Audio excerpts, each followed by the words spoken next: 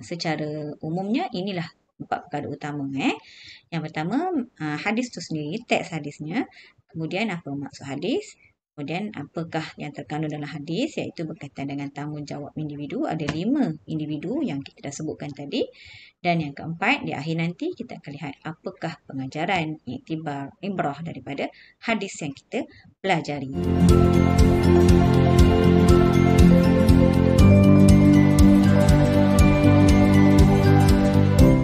Bismillahirrahmanirrahim. Assalamualaikum warahmatullahi wabarakatuh.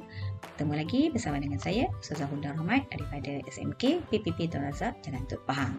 InsyaAllah hari ini kita akan nyambung pembelajaran kita dalam tajuk yang pertama dalam bidang hadis untuk tingkatan 5. Jadi tajuk kita iaitu dalam bidang hadis ini ialah setiap orang ialah pemimpin. Okey, jom. Okey, sebagaimana tajuk-tajuk sebelum ni, di awalnya kita nak tahu dulu apakah dia standard pembelajaran ataupun objektif yang kita nak capai di akhir pembelajaran kita pada kali ini. Okey, yang pertama, diharapkan di akhir nanti pelajar dapat membaca hadis dengan betul. Okey. Yang kedua, menyatakan terjemahan hadis. Okey. Yang ketiga, menerangkan tanggungjawab golongan berikut. Dalam hadis tu disebut ada 5 golongan, iaitu yang pertama pemimpin, 2 suami, yang ketiga isteri, yang keempat pekerja, dan yang kelima anak. Manakala objektif kita yang keempat merumuskan pengajaran hadis ataupun iktibar daripada hadis dan menghubung kaitkannya dengan kehidupan seharian kita. InsyaAllah. Jadi itulah secara ringkas apa yang kita akan pelajari dalam video pada kali ini. Jadi kita akan pergi seterusnya dengan secara umumnya inilah 4 perkara utama. Yang pertama, hadis tu sendiri, teks hadisnya. Kemudian apa maksud hadis. Kemudian apakah yang terkandung dalam hadis, iaitu berkaitan dengan tanggungjawab individu. Ada 5 individu yang kita dah sebutkan tadi. Dan yang keempat, di akhir nanti kita akan lihat apakah pengajaran, iktibar, ibrah daripada hadis yang kita pelajari. Okey, baik. InsyaAllah yang pertama, kita pergi pada teks hadis itu sendiri. Okey, sebagaimana kita punya standard pembelajaran di awal tadi, baca hadis dengan betul. Okey, hadis ni diambil daripada buku teks. Okey, anda kata kalau paparan hadis ni kurang jelas, boleh rujuk pada buku teks anda. Okey, hadisnya berbunyi, An Abdillah ibni Umar radhiyallahu anhuma yaqul sami'tu Rasulullah sallallahu alaihi wasallam yaqul kullukum ra'in wa kullukum mas'ulun an ra'iyatihi. Al-imamu ra'in wa mas'ulun an ra'iyatihi. War-rajulu ra'in fi ahlihi wa huwa mas'ulun an ra'iyatihi. Wal mar'atu ra'iyatun fi baiti zawjiha wa mas'ulatun an ra'iyatiha. Wal khadimu ra'in fi mali sayyidihi wa mas'ulun an ra'iyatihi. Qala wa hasibtu an qad qala wal rajulu ra'in fi mali abihi wa mas'ulun an ra'iyatihi. Wa kullukum ra'in wa mas'ulun an ra'iyatihi. Hadis riwayat Al-Bukhari. Okey, daripada hadis yang kita pelajari, yang kita baca ini, insya-Allah terkandung makna yang cukup hebat, cukup bermakna dalam kehidupan kita seharian. Okey. Jadi hadis ini boleh diulang dan dibaca berkali-kali lah supaya kita dapat membacanya dengan baik, insya-Allah. Okey. Seterusnya kita akan lihat apakah maksud hadis. Maksud hadis yang kita bacakan tadi. Okey. Dalam maksud hadis ini, Ustazah letakkan potongan-potongan hadis sebagaimana yang terkandung dalam buku teks kita. Okey, kita lihat potongan yang pertama. Kullukum ra'in. Apa maksudnya? Kullukum maksudnya setiap kamu. Ra'in, pemimpin. Jadi setiap kamu ialah pemimpin. Pendek je, mudah je kan? Okey. Seterusnya, wa kullukum mas'ulun an ra'iyatihi. Wa kullukum, dan setiap kamu, mas'ulun, bertanggungjawab, an ra'iyatihi, atas kepimpinannya. Jadi, dan selepas ini kalimah mas'ulun an ra'iyatihi ni kita akan jumpa banyak lagi. Berulang-ulang kali disebut dalam hadis. Okay, jadi maksudnya bertanggungjawab atas kepimpinannya. Okay, seterusnya, potongan yang ketiga, al-imamu ra'in wa mas'ulun an ra'iyatihi. Al-imam, imam, ra'in ialah pemimpin, wa mas'ulun an ra'iyatihi, sebagaimana yang kita sebut tadi, diulang lagi, dan bertanggungjawab atas kepimpinannya. Okay. Seterusnya, potongan yang keempat, warrajulu, dan lelaki itu, ra'in fi ahlihi. Ra'in ialah pemimpin, fi ahlihi, dalam keluarganya. Jadi bila disebut pemimpin dalam keluarga, lelaki di sini, rajulu di sini merujuk kepada suami. Wa huwa, dan dia, mas'ulun an ra'iyatihi, bertanggungjawab atas kepimpinannya. Suami bertanggungjawab ke atas, di bawahnya lah, iaitu isteri dan anak-anak. Okay.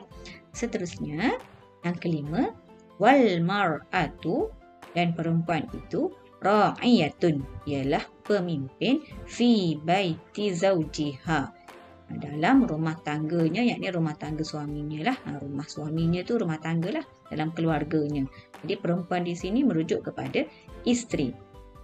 Wa mas'ulatun an ra'iyatiha, dan bertanggungjawab atas kepimpinannya. Okay. Seterusnya, wal khadimu, dan pekerja itu, ra'in, ialah pemimpin, fi mali sayyidihi, bagi harta majikannya, dan wa mas'ulun an ra'iyatihi, dan bertanggungjawab atas kepimpinannya. Jadi al-khadim kat sini pekerja, tanggungjawab pekerja. Okey, seterusnya, qala wa hasibtu an qad qala, dia berkata, aku menyangka bahawa sesungguhnya baginda juga bersabda. Okey, apa yang Nabi sabdakan? Warrajulu, dan lelaki itu ialah ra'in, pemimpin, fi mali abihi, bagi harta benda ayahnya. Di sini rajulu di sini merujuk kepada anak, dan bertanggungjawab ke atas pimpinannya. Wa mas'ulun an ra'iyatihi, bertanggungjawab atas kepimpinannya. Okey. Di akhir hadis, wa kullukum ra'in, dan kamu semua, iaitu kita semua, ialah pemimpin, wa mas'ulun an ra'iyatihi, dan bertanggungjawab atas kepimpinannya. Bermakna kita akan dipertanggungjawabkan, akan dipersoalkan di akhirat nanti atas apa yang kita diamanahkan. Okey. Jadi itu adalah maksud hadis Nabi SAW. Okey, kalimah wa mas'ulun an ra'iyatihi ini diulang berkali-kali. Okay, mudah-mudahan dapat kita ingatlah apa maksud kalimah wa mas'ulun an ra'iyatihi. Okey, baik, selesai dua perkara. Kita masuk kepada perkara yang ketiga, iaitu tanggungjawab individu, yang disebutkan ada 5 tadi. Bermula dengan pertama pemimpin, kemudian suami, kemudian isteri, seterusnya pekerja, dan diakhiri dengan tanggungjawab anak. Okey, kita pergi satu persatu. Okay, pertama, tanggungjawab pemimpin. Secara umumnya ada 5 perkara utamalah bila kita sebut tanggungjawab seorang pemimpin. Okay, yang pertama sekali, berlaku adil dan menghapuskan kezaliman. Adil lawannya zalim. Jadi seorang pemimpin wajib ke atasnya untuk berlaku adil dan dalam masa yang sama menjauhi perbuatan zalim kepada orang bawahannya. Okay. Yang kedua, menegakkan syariat Islam. Apabila dia seorang pemimpin, maka menjadi tanggungjawab untuknya menegakkan syariat Islam di bawah pimpinannya. Okey.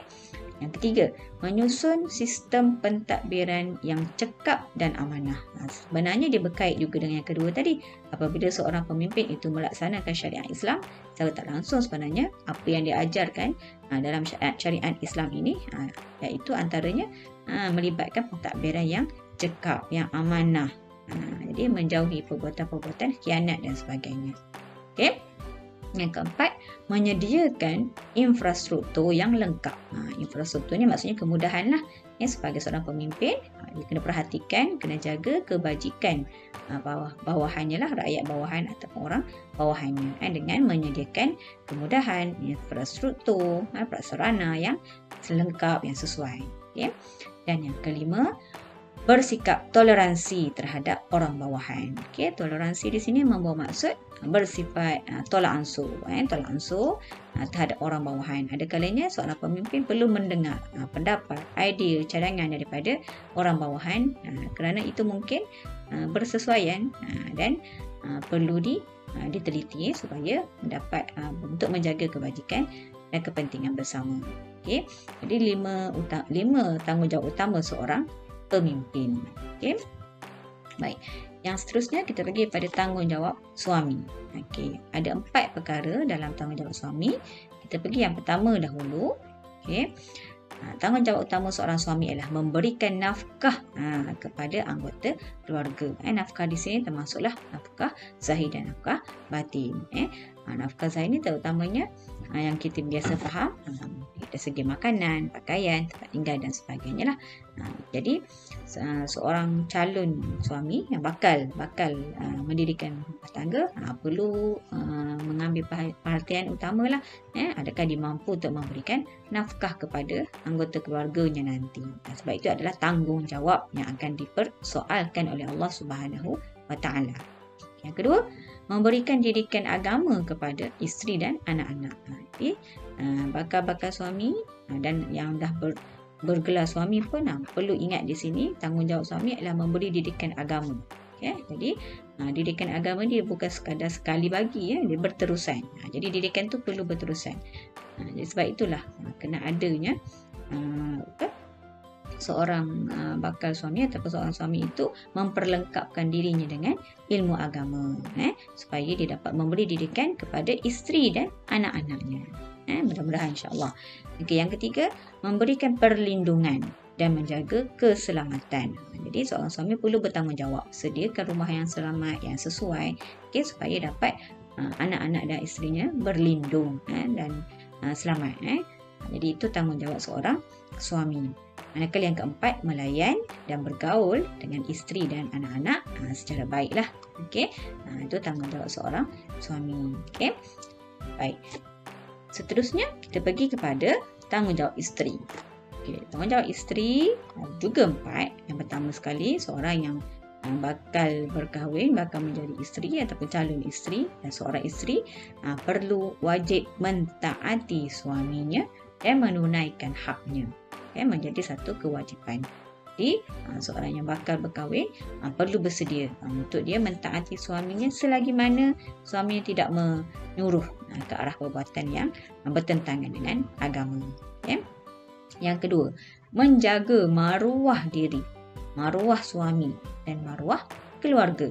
Itu tanggungjawab isteri. Bukan sekadar maruah dirinya saja, tapi juga maruah suami dan maruah keluarga perlu dijaga. Menjadi tanggungjawab seorang isteri. Yang ketiga, memelihara dan mendidik anak-anak.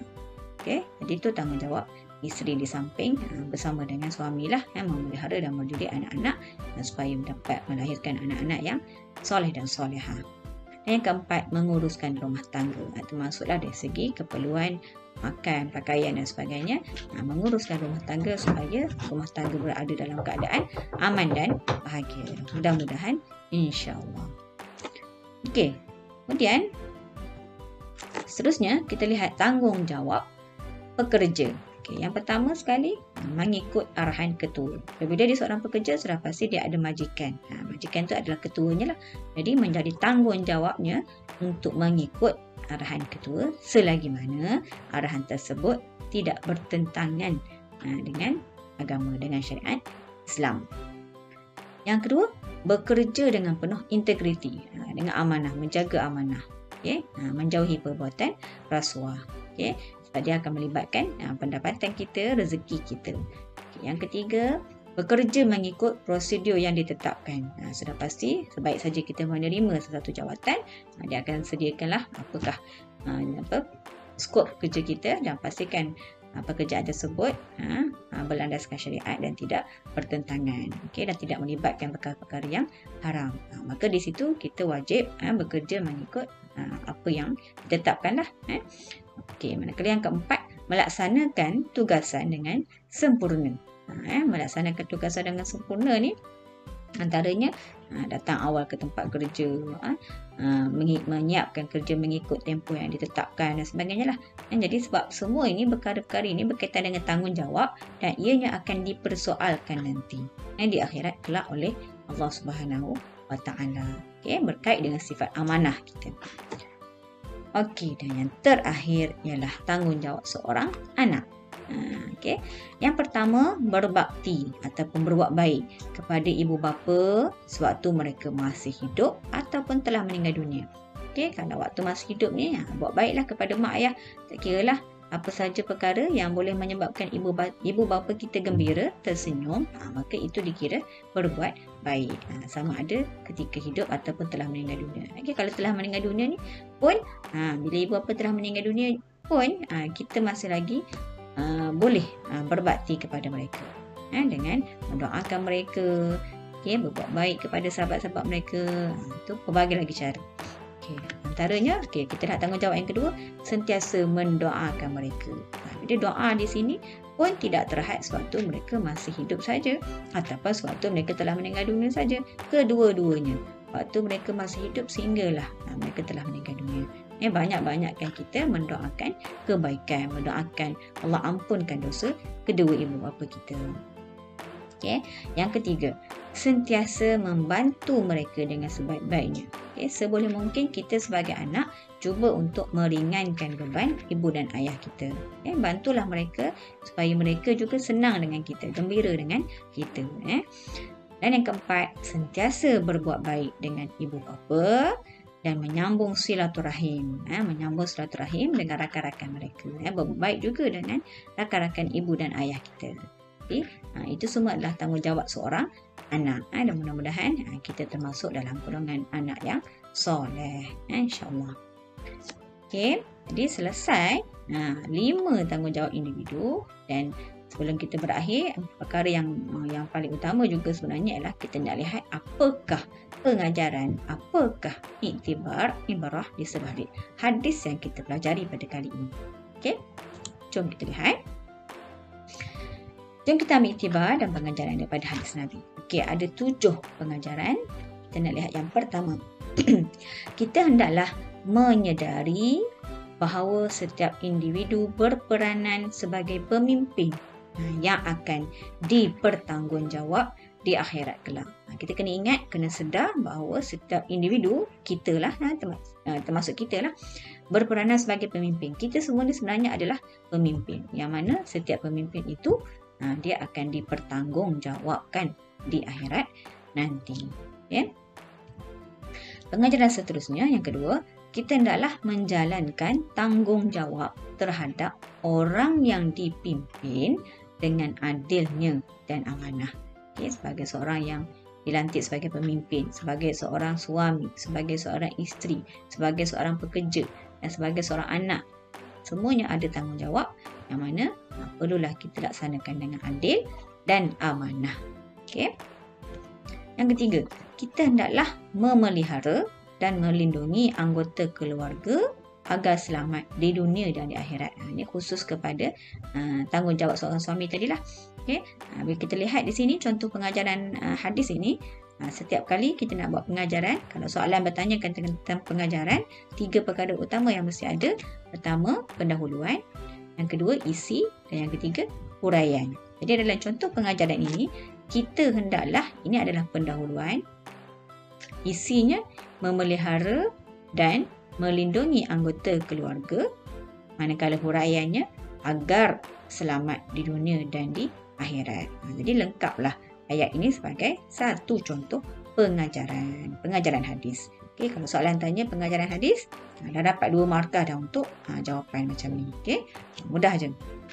Okey, pengajaran yang keempat, kita hendaklah bertanggungjawab terhadap segala urusan keluarga dan rumah tangga agar kekal harmoni. Ini lebih kepada tanggungjawab seorang isteri lah, tapi juga kepada suami. Jadi ini yang keempat. Okey, yang kelima, kita hendaklah sentiasa bersikap amanah dalam pekerjaan supaya rezeki diberkati. Ini lebih fokus kepada tanggungjawab sebagai seorang pekerja. Amanah tadi. Okey. Yang keenam, kita hendaklah berbakti kepada ibu bapa semasa mereka hidup atau setelah meninggal dunia kerana jasa mereka tidak terbalas. Okey. Jadi ini tanggungjawab seorang anak. Jadi apa saja yang berkaitan dengan tanggungjawab tadi, kita boleh jadikan pengajaran hadis. Okey. Kalau yang terakhir, kita hendaklah mencontohi sunnah Rasulullah SAW dalam segala aspek kepimpinan, kerana baginda ialah contoh ikutan yang terbaik. Masya Allah. Jadi kalau kita lihat Rasulullah sebagai seorang pemimpin, sudah pasti sebagai seorang suami, sebagai seorang anak, semua itu adalah contoh ikutan yang terbaik. Jadi sudah sewajarnya lah kita menjadikan Nabi SAW sebagai contoh ikutan kita. Okay? Jadi selesai 4 perkara utama yang kita telah pelajari sepanjang video ini. Apa yang saya harapkan agar semuanya mendapat manfaat, agar para pelajar dapat mempelajari dan dapat memahami sedikit daripada tajuk yang saya kongsikan pada kali ini. Jadi mudah-mudahan anak-anak dapat meneruskan pembelajaran lagi, dan jangan lupa subscribe, like dan juga share channel Ustazah Huda Rahmat, dan mudah-mudahan anda juga akan mendapat notifikasi terkini dengan menekan butang loceng. Sekian, kita jumpa lagi. Assalamualaikum warahmatullahi wabarakatuh.